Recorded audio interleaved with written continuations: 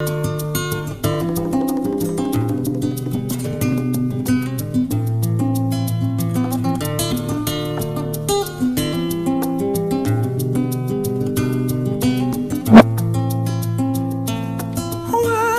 est jeune, sans doute d'apparence jeune, mais il a la parole d'un patriarche. Il est aujourd'hui mon invité. C'est un entrepreneur, passionné des valeurs absolues, décidé de construire ses affaires sur la vérité de notre identité. Nous, en tant que Congolais, nous, en tant qu'Africains, en tant qu'êtres humains, n'avons-nous pas peut-être été dans une civilisation d'emprunt? Ne sommes-nous pas en train de nous promener avec les chaussures des autres? Ne sommes-nous pas en train de cheminer sur des routes que nous n'avons pas tracées? C'est des questions fondamentales qui vont faire l'objet d'une conversation avec un jeune, mais un patriarche. Vous me connaissez, vous savez que les sérieux que je mets dans mes émissions, si j'en parle comme ça, c'est parce que quelque part je suis convaincu que c'était important qu'on puisse se voir. Mesdames et messieurs, amis téléspectateurs, bienvenue à Droit à la parole, mais surtout bienvenue à ce salon où je vous convie, où je reçois monsieur Yamungu Samuel. Bonjour Samuel Yamungu. Bonjour. Je vous ai présenté avec déjà une emphase, en disant que vous avez la parole d'un patriarche. Ça, c'est quand j'ai discuté avec vous avant l'émission. J'espère que vous allez garder la même force, la même profondeur, maintenant que nous sommes sur ce plateau. Vous êtes un entrepreneur, vous faites beaucoup de choses, nous allons en parler tout à l'heure. Mais vous êtes d'abord et avant tout un questionnement. Vous êtes avant tout un regard scrutateur, un insatisfait qui se pose des questions sur notre identité. Alors moi, je vais aller tout droit avec vous sur des questions précises. Vous allez me ramener aux choses fondamentales. Moi, j'évoquerai des choses banales. Nous sommes Congolais aujourd'hui, nous parlons français, vous et moi. Nous sommes habillés en costume, tout ça. Nous utilisons la technologie. Et nous avons l'impression que nous sommes dans une culture, dans une civilisation, dans une pratique d'emprunt. Si tout ceci est emprunté, qui sommes-nous en réalité? J'ai envie juste de dire, vous savez, je vais peut-être vous choquer. Oui. Pour le moment, on est des zombies. On est juste des corps, mais on n'a pas d'esprit. Parce que le terme esprit veut simplement dire la pensée. Ça ne veut pas dire un personnage immatériel, comme les définit par le grec en disant esprit, c'est autant on dit homos. C'est juste un être, une présence. Mais la réalité du terme esprit, c'est la pensée. Parce que c'est une forme, comment dire, quand on parle de l'esprit, c'est la réflexion. Et nous sommes le fruit d'une réflexion. Parce que quand nous parlons là, je pense qu'on est venus pour promouvoir l'esprit. Et cet esprit, c'est la pensée. Voilà. Donc nous ne sommes pas encore des êtres accomplis. Au fait, permettez d'abord que je puisse vous remercier, parce que je rentre directement dans le vif du sujet, Oui. sans être élégant, en disant que je suis très flatté en écoutant l'introduction que vous faites, et ça me pousse à la responsabilité et à la hauteur. Et je vous remercie pour le fait que cela fait plusieurs années que nous avons toujours préconisé nous retrouver autour d'un micro et autour d'une table. Ben, comme on dit, l'occasion, non pas simplement faisant le larron, mais c'est l'occasion de la conséquence d'une réflexion pensée. Et donc aujourd'hui, nous sommes dedans. Nous sommes dedans.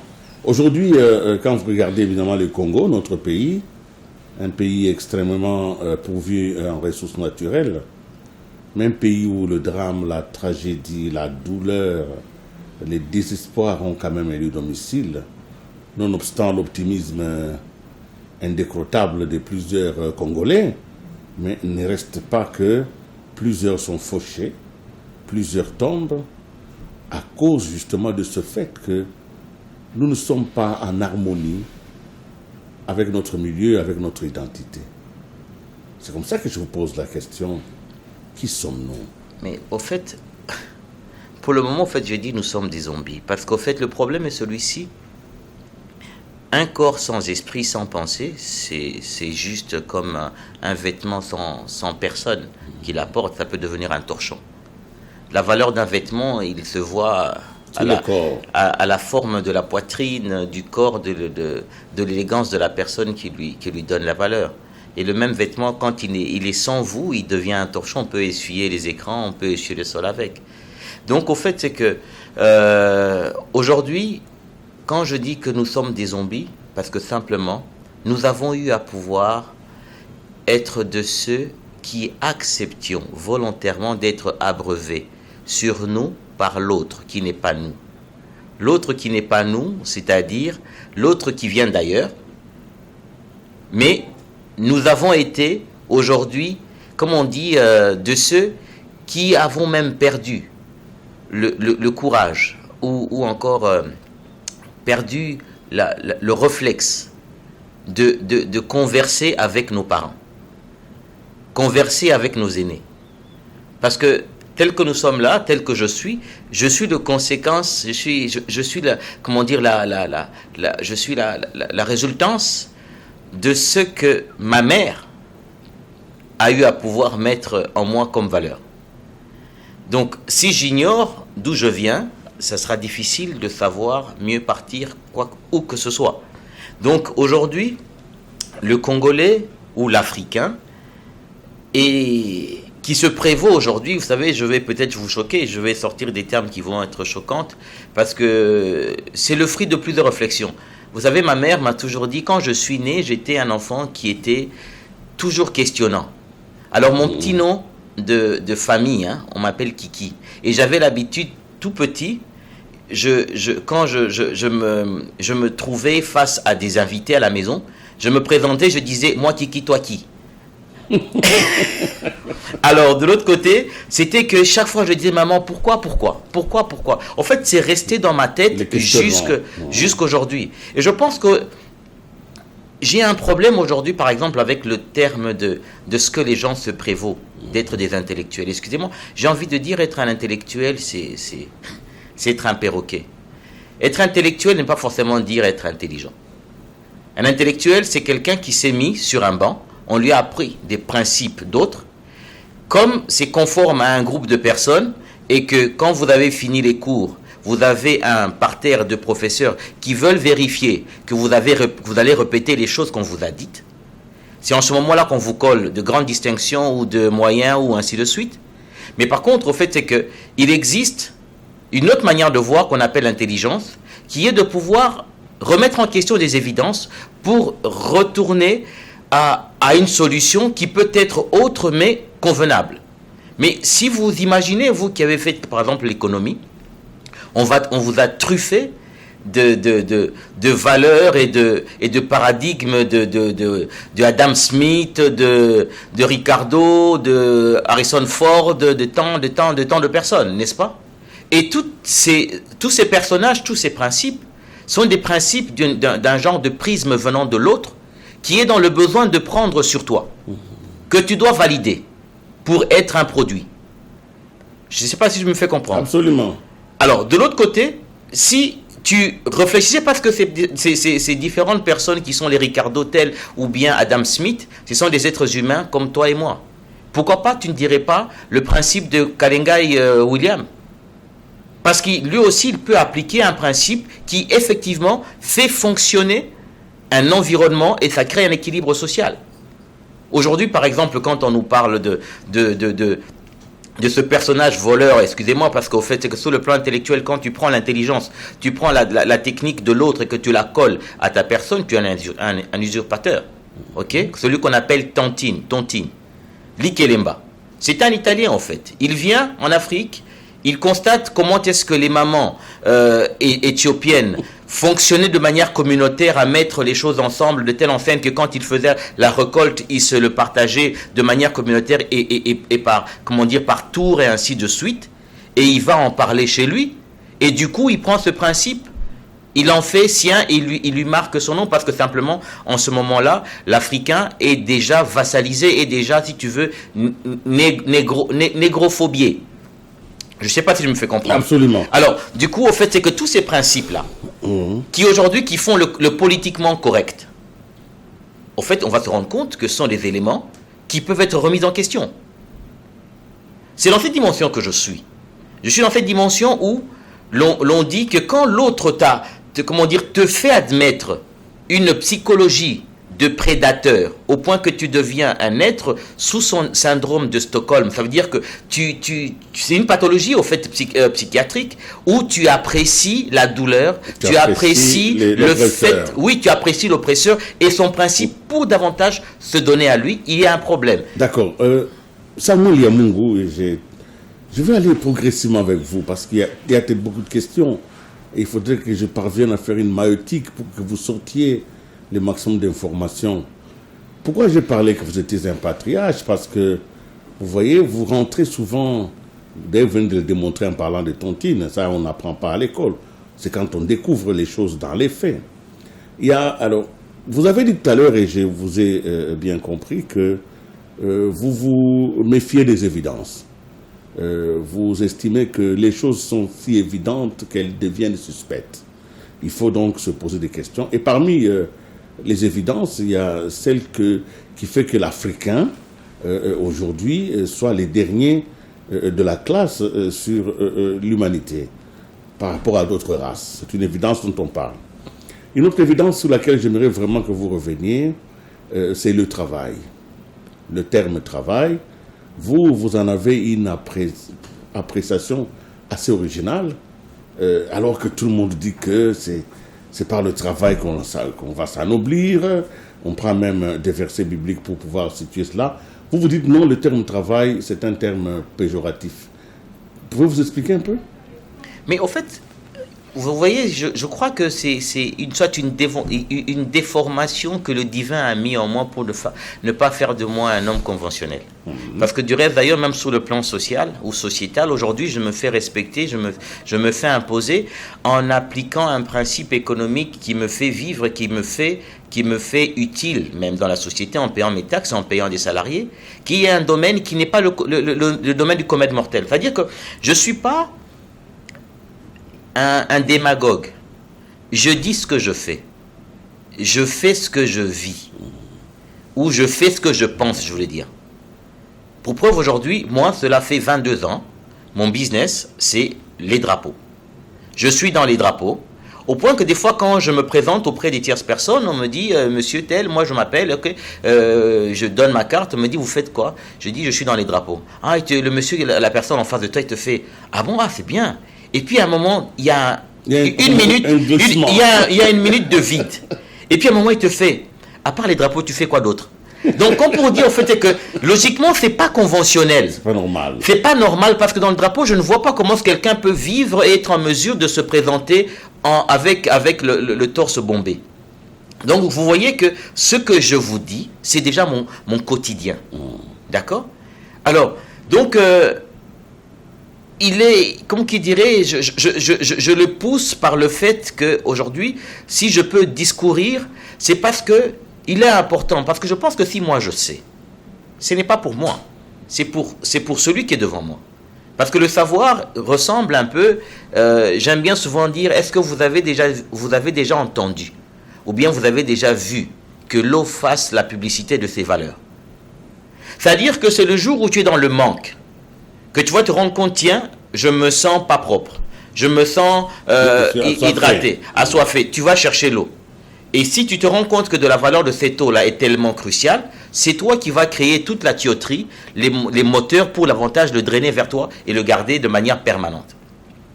Donc, ça veut dire que ce que je peux valoir, ce que je peux savoir, c'est pas pour moi.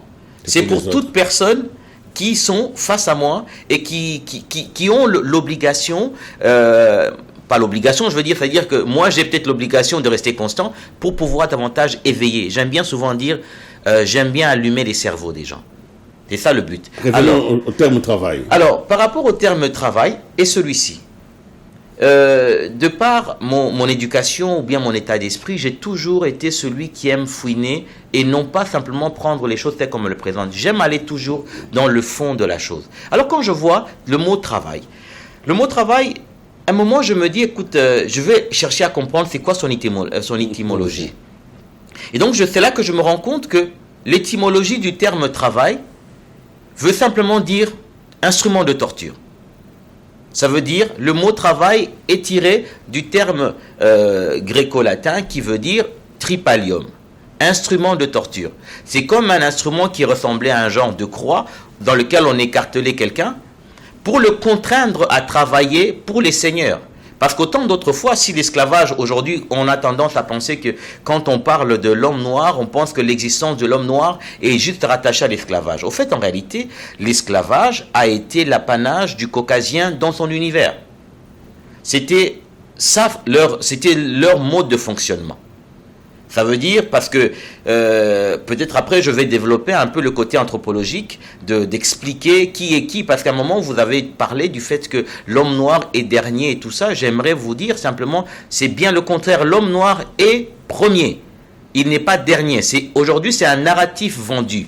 Et vous voyez, comme je dis que le conventionnel voudrait qu'on puisse croire que le noir est dernier parce que c'est politiquement correct. Et moi je dis c'est bien le contraire. Et pour preuve, il se le dit même, vous savez, on est arrivé dans cette dimension où des choses se disent, en fait on entend des choses mais on n'écoute pas. Ou soit on les écoute mais on n'entend pas. On reviendra sur les races, mais bien sûr, sur le travail. Mais bien sûr, je veux revenir à ça. Parce que vous voyez, au fait que dans la terminologie de certaines choses, vous allez voir par exemple, on va te dire l'homme noir, il est primitif. C'est comme ça, par exemple, vous voyez par exemple le terme de cette boisson qui est appelée primus, ça veut dire c'est la boisson des premiers. C'est comme ça que cette boisson n'est pas vendue dans d'autres pays, de ces autres terres. Elle n'est vendue que dans les terres où les noirs sont majoritaires. Au Brésil, au Congo, et voilà. Vous vendez la même bière ailleurs, elle n'a pas le même succès. Parce que c'est une déclaration des premiers. Je reviens au terme travail. Donc, à cela maintenant, je constate que le terme travail, par bonheur, je pense, cette curiosité m'a amené aujourd'hui à parler plus ou moins près de 13 langues. Je parle les 4 langues nationales du pays, et j'en parle au-delà des 4 langues, je parle Ngwandi, Kimongo, Kinyarwanda. Et je me rendrai compte qu'en français, anglais, parce que je parle aussi français, anglais, arabe, hébreu, suédois et mandarin, donc de cela, je me rendrai compte que, attends, on a été blagué. Au fait, on se fout de nous depuis tout ce qui est conventionnel. Je me dis au fait que je me rends compte que les langues africaines ne sont pas forcément, allez, si je peux dire ainsi, traduisibles. On lui trouve juste un raccourci. Vous verrez par exemple que le français, il a eu à pouvoir considérer, placer, même au patrimoine mondial, son caractère de capricieux qu'on appelle le grévisme. Parce que le français, il grève tout le temps. Parce que sous le plan de ses gènes, c'est le tripalium qui fait peur. C'est le tripalium, au fait, c'est qu'ils aiment le bénéfice sans travail. Et aujourd'hui, le monde du travail a été plus ou moins lancé par procuration ou bien a été sous-traité à d'autres. Donc, ce que je veux dire par là, c'est que le terme travail veut dire instrument de torture, tripalium, qui est contraire, parce que je demanderai aux communs de mortels tels que nous sommes là, c'est quoi le travail en Swahili, en Chiluba, en Lingala? Tu vas me dire Musala, Kazi, et ainsi de suite. Mais j'ai envie de te dire, Musala ne veut pas dire travail.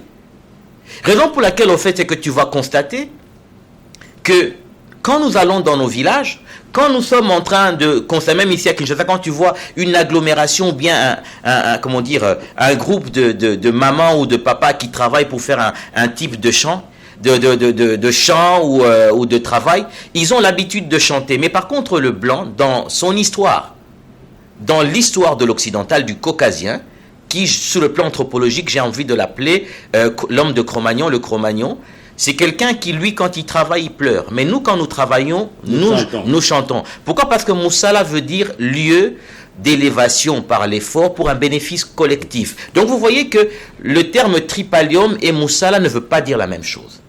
Donc, ça veut dire qu'aujourd'hui, regardez, par le fait que nous sommes dans cette psychologie. On nous a vendu de la quinine en nous faisant croire que c'était un bonbon d'orange ou tout ça.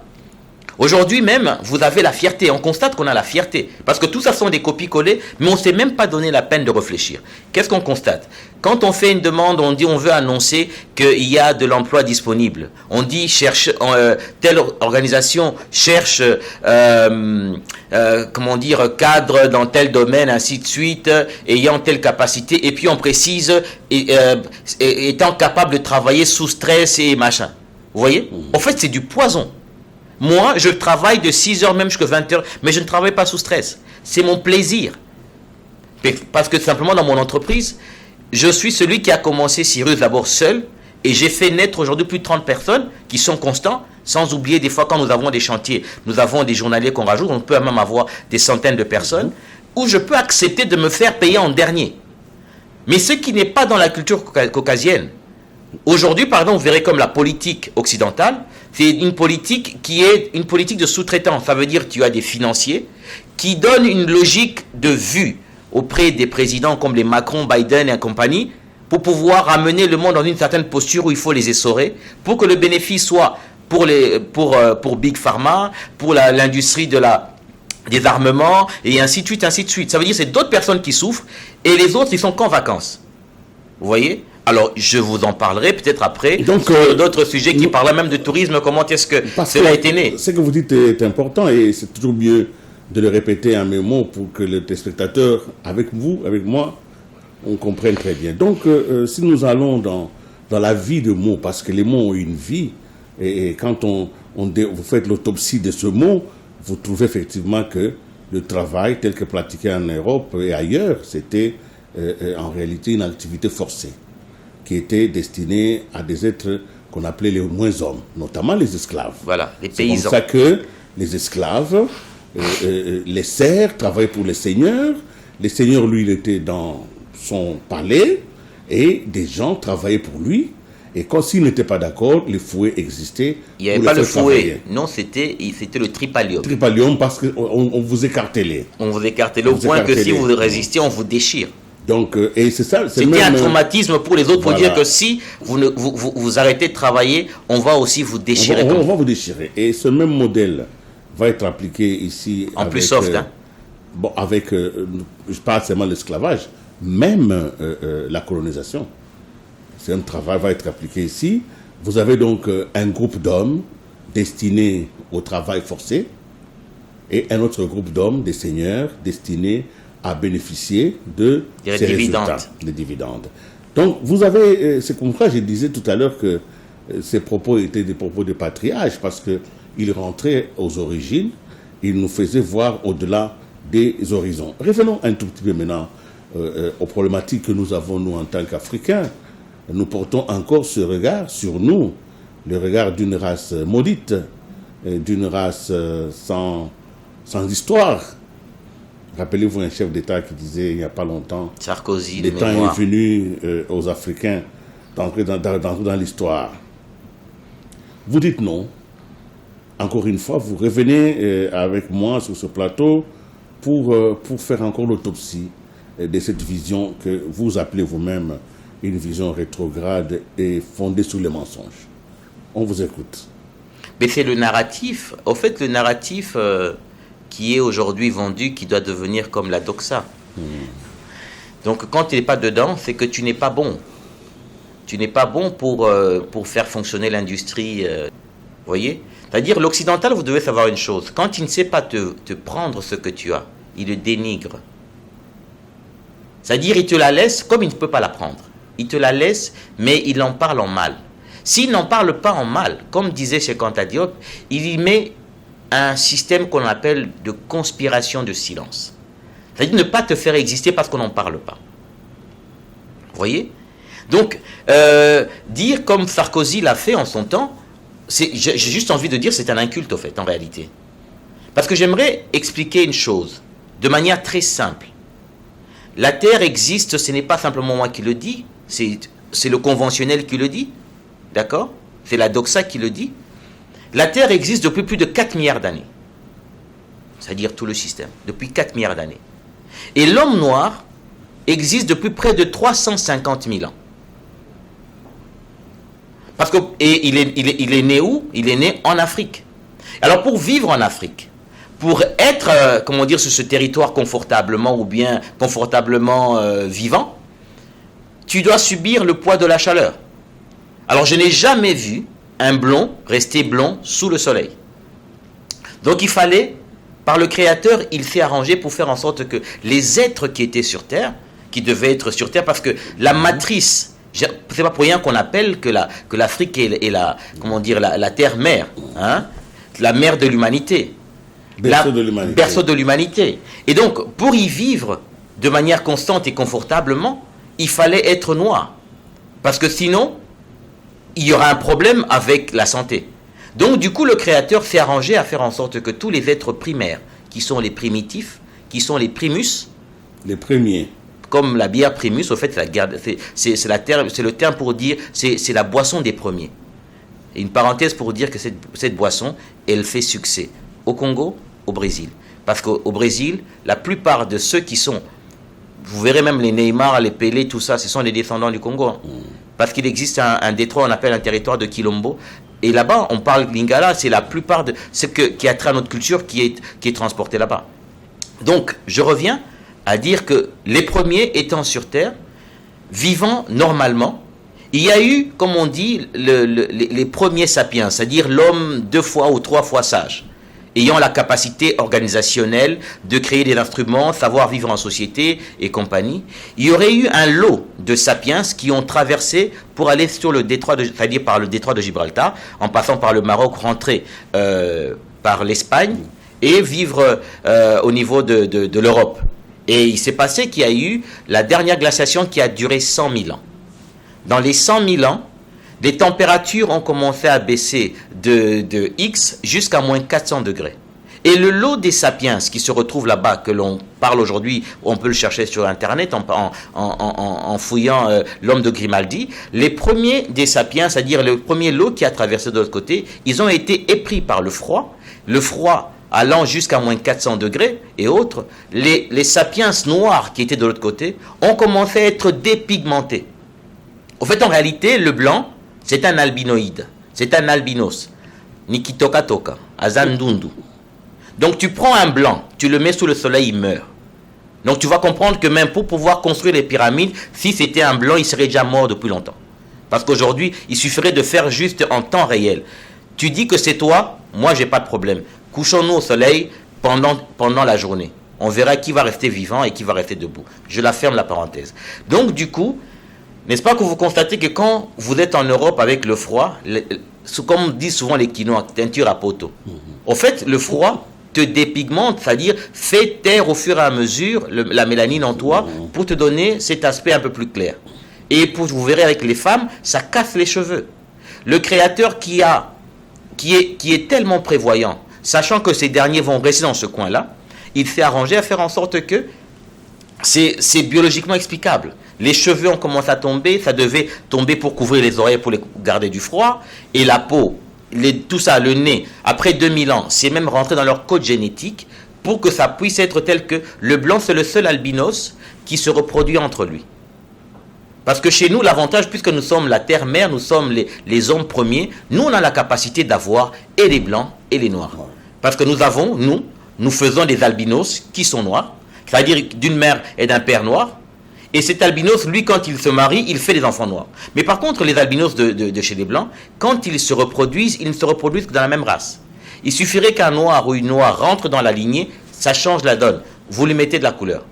Donc, ces derniers ont eu à pouvoir être transformés il y a à peu près 20 000 ans. S'il y a 350 000 ans, l'homme noir existe, il y a 20 000 ans que le blanc existe. Alors, des deux, qui est né premier? Qui est l'enfant de qui? D'accord? Tous les ouvrages qui démontrent une civilisation cohérente, logique, urbanisée, on les retrouve sur aucune autre terre que la terre d'Afrique. Et si on les retrouve par exemple en Asie, c'est parce qu'il y a eu l'expansion des Africains jusqu'en Irak et autres, parce qu'on reproduit les mêmes ouvrages. Moi, j'ai le bonheur de faire les arts. Et en tant qu'artiste, je suis un diplômé d'Académie des Beaux-Arts. Hein. En tant qu'artiste, que tu sois sculpteur, peintre, céramiste ou quoi que ce soit, un artiste ne reproduit que les choses qui existent. Un artiste ne peut pas imaginer quelque chose qui est sur une autre planète. Ça vient de la science-fiction. Ça, au fait, en réalité, dans la vraie vie, la science qu'on nous a aujourd'hui conventionnellement imposée, c'est de la fiction. C'est de la fiction. Donc, dire que nous sommes les derniers, c'est juste une malhonnêteté intellectuelle, parce qu'au fait, il s'avère une chose, c'est que ces derniers, pour exister, ils ont besoin de faire la promotion du mensonge. Vous savez, je pense peut-être que vous êtes au courant, et je veux peut-être éclairer d'autres personnes. Vous savez ce qu'a dit Napoléon? Napoléon a dit ceci. Il dit l'histoire, c'est le seul mensonge auquel nous sommes tous mis d'accord. Et c'est ce qui est promu. Donc, tout ce qui est scientifique, de manière historique, organisationnelle, par rapport à dire qui est premier, qui est dernier, qui n'a pas fait ci, qui n'a pas fait ça, c'est une convention mensongère qui est devenue scientifique à la force de quoi? De la violence, des armes et du mensonge. Alors, évidemment, quand vous posez un tel diagnostic sur l'histoire, vous avez l'obligation de le démontrer dans le présent. Et dans le présent, ici, vous avez choisi, vous venez d'ailleurs de le dire, que l'Africain doit rentrer sous ses terres, il doit croire en lui-même, il n'est pas le dernier, il a d'ailleurs, par rapport à ça, un background puissant, vous venez de le dire. Il ne peut pas emprunter ailleurs ce qu'il possède en lui déjà. Et pour faire revenir les Africains, et en général, et les Congolais, vers leur terre de naissance, leur mère, vous avez choisi une activité des plus insolites. Vous faites les drapeaux. Je n'ai pas voulu en parler au début, mais vous m'avez déjà mis sur la piste. Vous faites le drapeau, activité qu'on appelle les couleurs nationales, activité assez insolite, mais dont la symbolique et la philosophie, la profondeur, l'impact est si puissant pour ceux qui le comprennent. Évidemment, en cet instant précis où je vous parle, très peu comprennent. Nous allons donc ouvrir la porte de cela en vous demandant comment êtes-vous arrivé à croire que vous pouviez vous consacrer pour construire votre vie à la mise en place d'une entreprise dont l'occupation principale est le drapeau national. Comment ceci est arrivé? Dans quel but? Jusqu'à aujourd'hui, à diriger une entreprise qui a plus de 30 personnes pour les drapeaux. Alors, j'ai envie de dire une chose, c'est que, vous savez, moi j'ai eu le bonheur d'avoir à être éduqué, encadré, au-delà de tout par mes grands-parents. Quand bien même, ma mère a existé, mais ma mère était jeune quand elle m'a eu, elle avait 20 ans. Et mes grands-parents étaient mon univers. Et c'est un peu comme si je suis né dans cet encadrement des anciens. Vous voyez? Je suis un jeune physiquement, mais j'ai un esprit, pas rétrograde, mais un esprit enraciné dans un sol. Parce qu'un arbre, un baobab, il est baobab parce que c'est par la capacité d'être ancré dans un sol qui devient une référence pour ceux qui peuvent se perdre. Donc, c'est une des choses qui m'ont... Je pense que ça m'a beaucoup... qui a donné ma personnalité, au fait. Je ne suis pas dans l'actualité. J'aime pas l'actualité parce que l'actualité, c'est une distraction. C'est pour amener les gens à ne pas regarder la vérité, mais à les distraire dans quelque chose qui est éphémère. Donc, à cela, je pense que le fait de m'ancrer sur les anciens, ça m'a donné une culture. J'ai envie de définir le mot culture. Vous savez, la culture. C'est là que vous allez vous rendre compte, même quand je parlerai de cette culture, tu vas te rendre compte que nous ne sommes pas francophones. Nous ne sommes pas lusophones, nous ne sommes pas anglophones, nous ne sommes pas... Mais nous sommes africains. Parce que les éléments, chaque fois vous direz le mot culture. Non, ça c'est notre culture, ça c'est culturellement parlant. Au fait, il existe 3 sous-bassés qui portent la valeur du mot culture. Il y a, premier élément, c'est la terre. Deuxième élément, c'est les événements. Troisième élément, c'est les hommes. Donc pour savoir si toi et moi on est de la même culture, nous sommes rattachés à Tchéké, est-ce que nous sommes liés par la même terre, liés par les mêmes événements? Les événements sont les choses qui se disent. Déjà, une langue, c'est une déclaration d'événements. Moi, je dis Nkulu, je dis un mot. Et ce même mot-là, même quelqu'un qui se retrouve en Afrique du Sud, bien au Sénégal, ou même au Ghana, dit la même chose et la même signification. Parce qu'un événement, ça se dit par les hommes. Et donc, du coup, les hommes, là, vont dire qu'on est du même endroit. Alors, il n'existe aucun mot, en anglais, en français, qui va rattacher l'Africain à une terre, qui est la leur. Mais plutôt, j'ai trouvé des Ghanéens qui s'appelaient Ilunga, qui a la même signification. Là-bas, on les appelle Ilunga, autant que chez nous. Vous voyez? Parce que vous savez que signifie Ilunga, par exemple. Ilunga veut dire Elonga. C'est Elonga chez les Bangala, et Ilunga, et Alonga, c'est la même chose. Victorieux. C'est-à-dire le victorieux. Ok? Alors, donc, cet élément-là, quand on la comprend, tout devient banal maintenant. Et donc, c'est là que je réalise une chose d'où je venais. J'ai compris que ma force était sur base de ma terre ici. Et toujours en étant curieux. C'est là que je découvrirai que, avant que nous puissions parler, écrire tout ce que nous faisons, nos anciens ont observé l'environnement. Ont observé, parce qu'avant que l'homme puisse avoir la parole, l'homme, en fait, l'homme primaire, il avait comme des signes. On parlait comme des enfants, comme des bébés. Vous voyez, un bébé, il s'exprime avec, non pas avec des paroles bien articulées, mais par des sons, ainsi de suite. Et c'est de là après qu'est venu des mots, et ainsi de suite. Et donc, du coup, je découvrirai, par cette curiosité, que, parce qu'on est celui de ceux, je m'appelle Yamou, n'est-ce pas? On dit de Dieu. Je me suis rendu compte qu'avant même que l'occidental ne vienne chez nous nous prêcher Dieu à sa manière, nous avions toujours eu à parler de Dieu.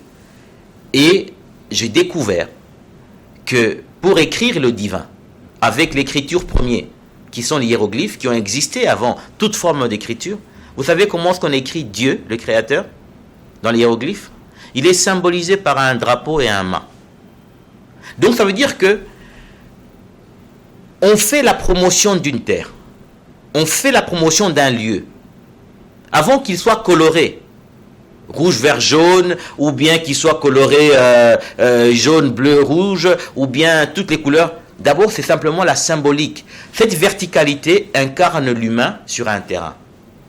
Et le tissu qui est attaché à l'humain, qui flotte, c'est-à-dire il subit, ça veut dire quand le vent souffle, ce n'est pas lui qui est au contrôle de ça. Ça veut dire que lui, il est dépendant, raison pour laquelle on s'appelle Muntu, Tala Mutoyo, Tala Motoyo. Parce que Muntu veut dire simplement l'être qui porte le divin.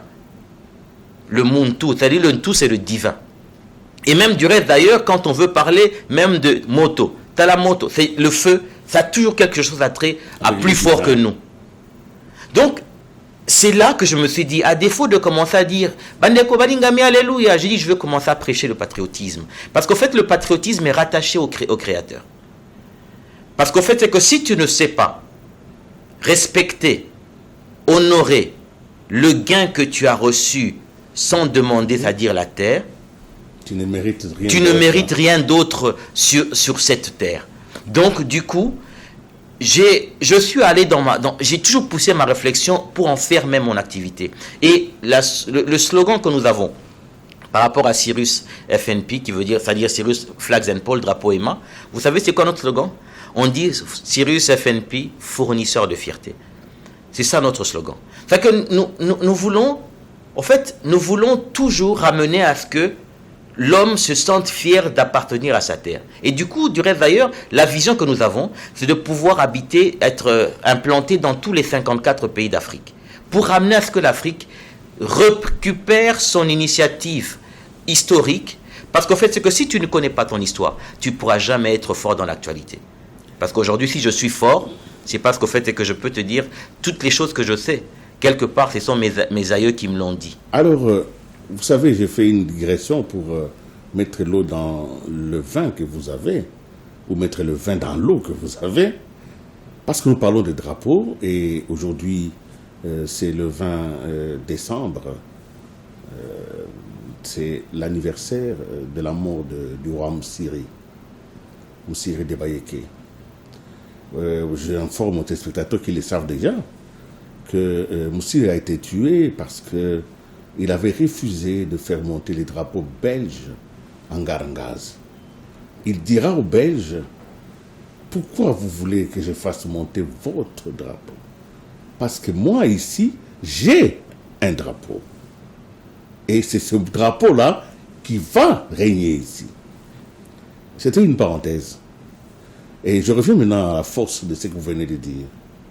Vous donnez donc, vous allez dans les Égyptiens anciens, vous trouvez dans l'écriture ancienne égyptienne que le nom du Créateur, c'est écrit sur un mât avec un drapeau.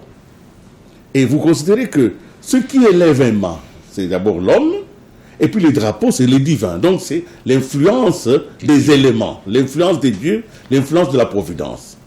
Et vous faites de cela un travail de fond. Vous voyez donc il n'y a pas que le drapeau, c'est plus profond que l'on puisse le croire. Alors, je vous l'ai dit tout à l'heure qu'il avait des paroles d'un patriarche. Nous y sommes bel et bien. Vous prêchez le patriotisme plutôt que de prêcher la religion. Parce que vous considérez que le patriotisme, en réalité, c'est de la vraie religion. Amen. Pouvez-vous en parler un tout petit peu? En fait, vous savez, tout à l'heure, je vous ai défini le terme culture en lui sortant les sous-bassés. Les trois porteurs du terme culture, ça veut dire la terre, les événements et l'homme. Vous voyez que vous avez fait part d'un événement de Moussiri qui a refusé, parce qu'au fait c'est que cet ancêtre valeureux et valorisable connaissait ce que je connais et ce que je vous dis aujourd'hui. Parce que quelqu'un d'autre ne peut pas venir lui vendre une vibration ou bien une spiritualité autre. Parce que le terme spirituel aujourd'hui, à la manière caucasienne, à la manière occidentale, est rattaché à un divin. Mais par contre, au fait c'est que Bokoko, comme on dit, la spiritualité africaine, elle nous rattache à nos aïeux. Au fait, elle nous attache à du rationnel, à ce qui s'explique. Ce n'est pas une doxa, une idéologie. Un dogme. Voilà. Ce n'est pas un dogme, parce que les dogmes sont venus quand il n'y a plus d'arguments. Quand il n'y a plus d'arguments, on vous dit c'est comme ça, croyez. Si tu ne crois pas, tu iras en enfer. Si tu ne crois pas, on te tuera. Ou bien on va même commencer à immoler des gens. On a immolé des gens pour pouvoir croire en sorte qu'aujourd'hui, ce que nous croyons simplement aujourd'hui puisse devenir banal. Il y a des gens qui en sont morts. Mais par contre, au fait, c'est que je n'ai pas besoin de te terroriser pour que tu puisses me parler du nom de ton père, de ta mère, de tes grands-parents, de l'origine là où on les a enterrés. Tu peux le prouver.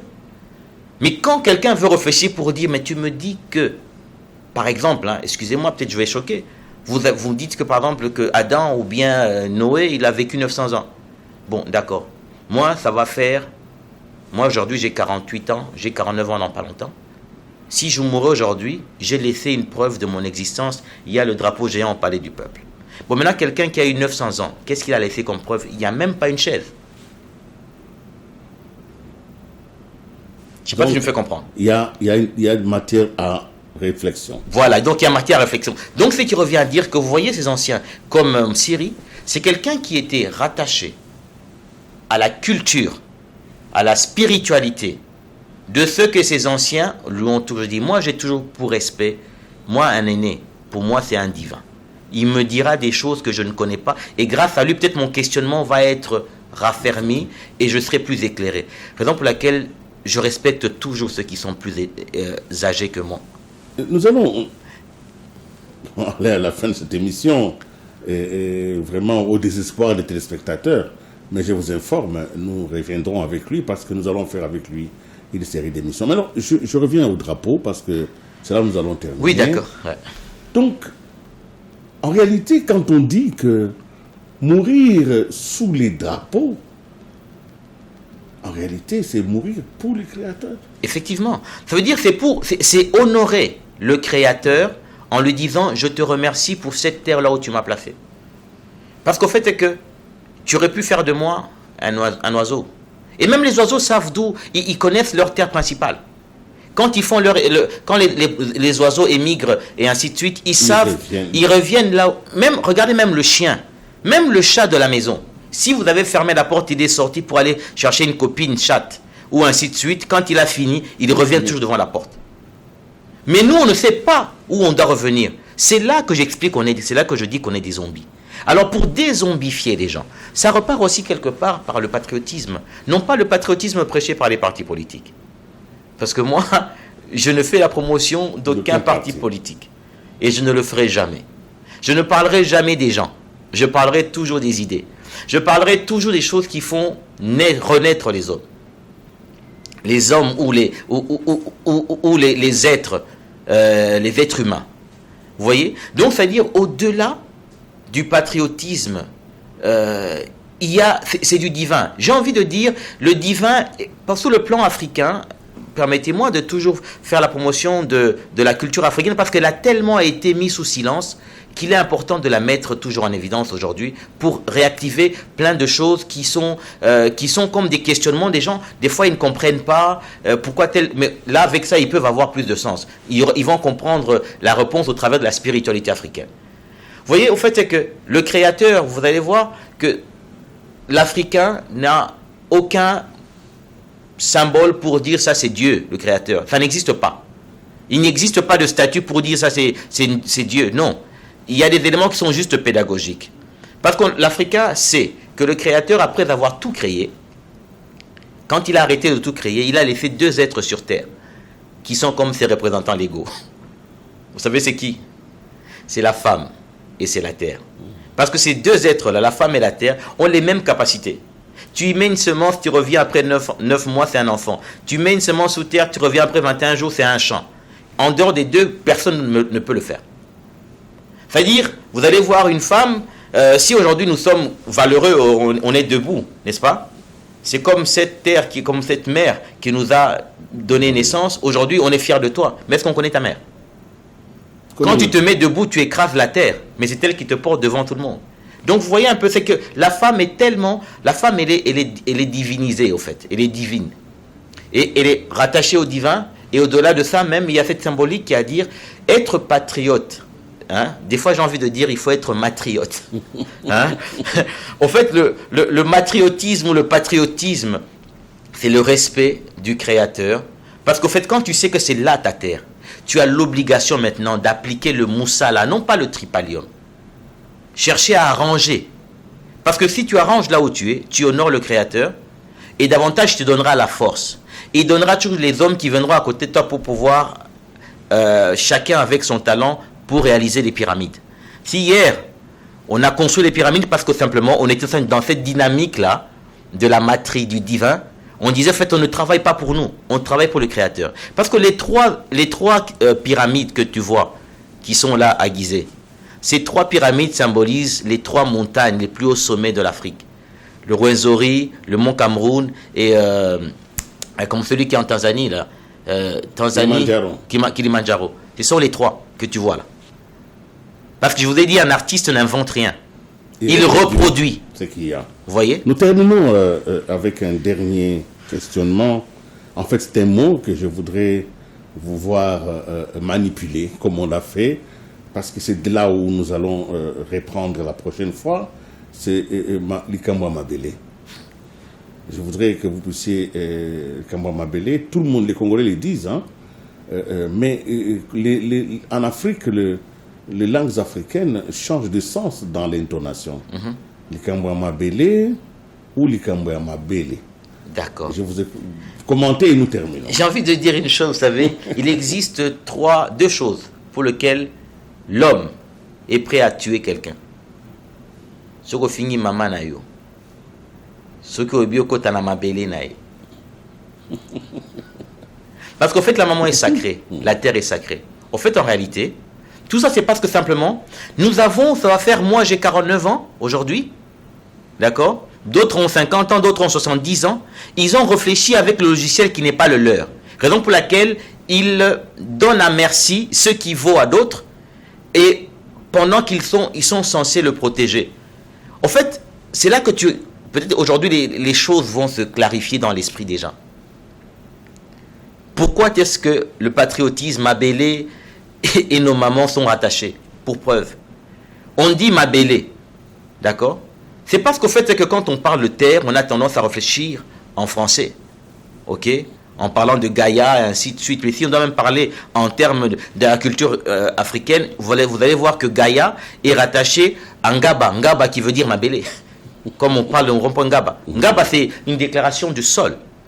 D'accord? Donc, au fait, c'est que notre terre, je vous ai dit tout à l'heure qu'il existe deux éléments sur terre, qui est la femme et la terre, qui incarnent le divin. Qui sont comme des représentants légaux. Si tu veux comprendre Dieu, tu as la Moissi, tu as la Mabélé.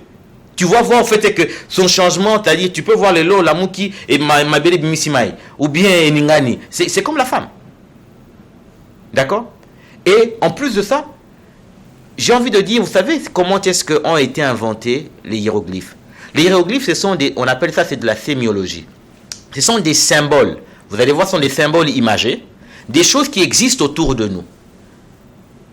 Pour te montrer une fois de plus que ces Occidentaux sont des menteurs, ils n'en sont pas auteurs, il n'existe aucun des symboles dans les hiéroglyphes où tu verras un loup ou bien un ours, un animal qui est de l'autre côté. Tous les animaux là, les symboles d'animaux, ce sont des animaux qui sont en Afrique. Voilà. Je dis, un artiste n'invente rien. D'accord? Alors, dans ces sémiologies là, ça a eu à pouvoir, comme qui dirait, donner la symbolique des éléments qui a trait à l'observance. On a observé les choses, et par cette observance, on a synthétisé pour dire que... Parce qu'en voyant que les choses se répétaient, et ça donnait telle conséquence. Vous allez voir, par exemple, l'occidental, lui, va te dire que non, tels travaux de recherche ont dit que telle université a dit que tel principe c'est comme ça. Et puis, c'est parce que c'est écrit dans un document universitaire, ça devient la science infuse. Mais par contre, au fait, c'est qu'on va te donner même le nom de la personne des deux professeurs ou bien. Mais par contre, l'Africain ne se prévaut pas de la connaissance. La connaissance appartient à tous. Parce qu'au fait, c'est que nous, notre connaissance, elle est cachée dans la culture, dans la tradition. Parce que ce sont les anciens qui ont vécu avant, ayant vécu, et qui répètent les choses et ça vient jusqu'à nous. Et tu ne vas pas avoir un droit d'auteur. Vous voyez? Alors, maintenant, quand on parle de la terre et de la femme et les langues, je vous ai expliqué que d'abord, avant que nous puissions commencer à parler, il y avait d'abord des sons et puis après, ça a évolué. Et donc, du coup, au fait, c'est que Mabélé, quand on dit Mabélé, en lingala, peut être l'équivalent de ce qui se dit en Chiluba Mabela. C'est quoi? C'est le sein. Parce qu'au fait, simplement, la terre, elle nourrit autant que la mer nourrit. On est prêt à tuer quelqu'un s'il a insulté ta terre. On est prêt à se bagarrer s'il a insulté ta mère. Vous voyez, en fait, aujourd'hui, on explique... Les mêmes vibrations. On explique les réactions inexpliquées qu'on a souvent quand on a touché nos mères ou bien nos pères, ou bien nos terres. Vous voyez? Parce que simplement, notre conversation a démystifié, ou non pas démystifié, a répondu à un point d'interrogation qui est resté depuis des centaines d'années, parce que simplement, on t'a pas... en fait, on t'a empêché, on t'a empêché de pouvoir parler avec tes aînés. Parce qu'aujourd'hui, par exemple, toi qui es là, Willy, je t'ai félicité pour le travail que tu fais. Imagine tout ce que tu fais comme sacrifice. Je lui ai dit, écoute, tu aurais pu t'acheter des chaussures ou la plus belle voiture, mais tu investis dans quelque chose qui aujourd'hui, grâce à ça, donne un nom. Tu nourris les enfants, et ainsi de suite. Demain, tu meurs, après 50 ans, qu'on dise que non, ne va pas arroser la tombe de Willy parce que c'était un sorcier. Mais par contre, tu dois aller arroser la terre d'un Napoléon, d'un quelqu'un qui n'a rien à voir avec toi. Mais celui qui t'a nourri, il est sorcier.